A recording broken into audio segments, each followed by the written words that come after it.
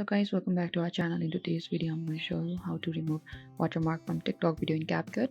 Removing watermarks from TikTok videos using Capcut or any other video editing software may not be straightforward due to copyright and intellectual property concerns. However, if you're editing your own original content and wish to remove the TikTok watermark, you can follow the general steps.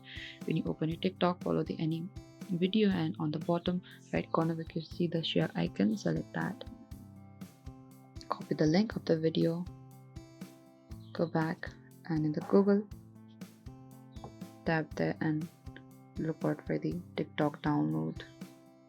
Select the snap tick on the top, and over here paste the link that you've just copied and downloaded.